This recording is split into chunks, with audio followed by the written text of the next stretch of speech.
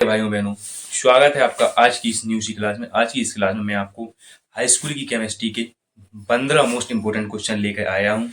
अगर आप लोगों ने इन 15 मोस्ट इंपोर्टेंट क्वेश्चनों को कर लिया तो आपको केमिस्ट्री में कोई भी लॉन्ग कोई भी शॉर्ट क्वेश्चन पढ़ने की कोई जरूरत नहीं है। सिर्फ आपको अब बहुविकल्पी पढ़ना है और 15 मोस्ट इंपोर्टेंट क्वेश्चन इस क्वेश्चनों को सीख लेना है।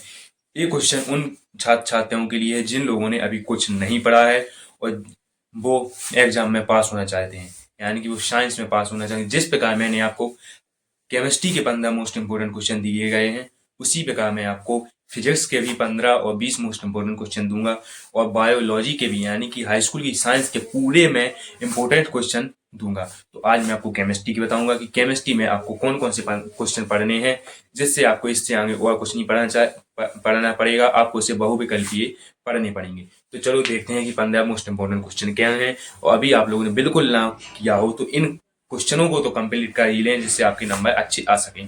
तो इसमें जो आपका पहला क्वेश्चन है वो है संतुलित व रासायनिक समीकरण, या सॉरी संतुलित व असंतुलित समीकरण, यानी कि संतुलित समीकरण क्या है और कंकाली या असंतुलित समीकरण क्या है। तो मैंने आपको संतुलित और असंतुलित समीकरण तो पढ़ाया ही है।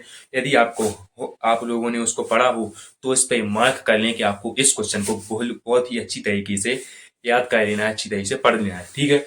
इसी प्रकार दूसरा क्वेश्चन है आपका योगात्मक अभिक्रिया, विस्थापन अभिक्रिया और रेडॉक्स अभिक्रिया। ये आपकी मोस्ट इंपोर्टेंट क्वेश्चन है। जो आपका दूसरा क्वेश्चन है योगात्मक अभिक्रिया, रेडॉक्स अभिक्रिया और विस्थापन अभिक्रिया। यह अभिक्रिया आपकी 3 और 4 नंबर में भी पूछ ली जाती हैं, 2 नंबर में भी पूछ ली जाती हैं, और इस पर टिप्पणी दे देगा कि इन तीनों अभिक्रियाओं पर या इस अभिक्रिया पर टिप्पणी लिखिए। तो इस अभिक्रिया में ये अभिक्रिया भी आपकी बहुत मोस्ट इंपोर्टेंट है, तो आपको इनको भी सीख लेना है, ठीक है। इसी प्रकार तीसरा क्वेश्चन है संक्षारण क्या है। ये भी आपका very very most important question है, क्योंकि संक्षारण लोहे में जंग कैसे लगता है यह इसमें बताया जाता है। तो आपको संक्षारण या लोहे में जंग कैसे लगता है ये आपको बिल्कुल ही अच्छी तरीके से सीख लेना है, पढ़ लेना है। इसी प्रकार चौथा क्वेश्चन है आपका उदासीनीकरण अभिक्रिया।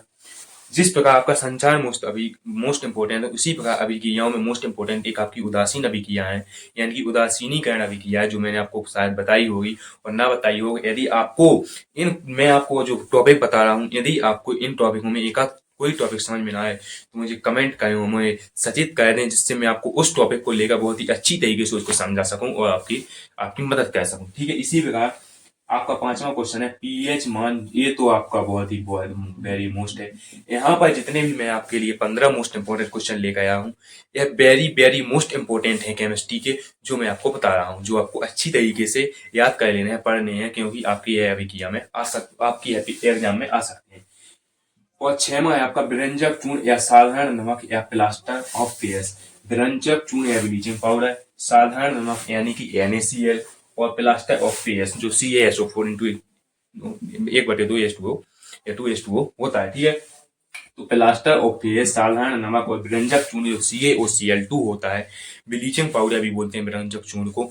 इन मेथड को, इन जो मैं यहाँ पे बता रहा हूँ, इनको आपको बहुत ही अच्छी तरीके से ज्ञात कर लेना है, ठीक है। इसी प्रकार आपका सातवां क्वेश्चन है अम्लराज। जो अम्लराज है वो किस प्रकार बनता है, HNO3 का इसमें क्या महत्व होता है, इसमें HCl का क्या महत्व होता है, यह आपको अम्लराज बहुत ही अच्छी तरीके से ज्ञात कर लेना है, सीख लेना है। इसी प्रकार आपका आठवां मोस्ट इंपोर्टेंट क्वेश्चन है वो है सूचक। सूचक मैंने आपको नहीं बताया है। यदि आप लोग चाहें कि मैं आपको बताऊं तो आप लोग कमेंट करें, जिससे मैं आपको है समझा सकूं कि सूचक क्या है और अम्ल और क्षार में इसकी सूचक की क्या विशेषता होती है। इसी का नौवां क्वेश्चन है सक्रियता श्रेणी का विस्तार कीजिए। जो सक्रियता श्रेणी है किस प्रकार कैसी होती है और सक्रियता कैसे बनाई जाती है, सक्रियता श्रेणी का विस्तार पूर्वक वर्णन कीजिए। आपकी 7 नंबर में भी आ सकता है, 6 नंबर में आ सकता है और 3 और 4 नंबर में भी यह क्वेश्चन आ सकता है, जो आपको सीख लेना है। इसी प्रकार 10वां है आपका, 9वें के बाद 10वां है आयनिक यौगिक, जो एक मोस्ट इंपोर्टेंट माना जाता है। इसी प्रकार 11वां क्वेश्चन है विद्युत रासायनिक श्रेणी, जो एक very very most important question है। यहाँ पर मैंने आपको बताया है कि जितने भी मैं आपको क्वेश्चन बता रहा हूँ, यह सभी मोस्ट इंपोर्टेंट है, ठीक है। विद्युत रासायनिक श्रेणी के बाद एक क्वेश्चन है आपका धात्विक की। जो धातुओं की धात्विकी होती है वो क्या होती है, धात्विकी, जो आपको को याद कर लेंगे, ठीक है।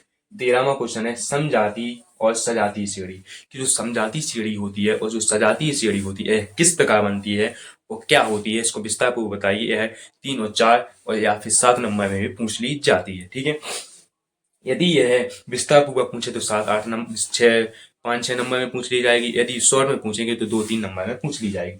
इसी प्रकार इथेनोइक अम्ल, साबुन और अपमार्जक, जो आपका इथेनोइक अम्ल है,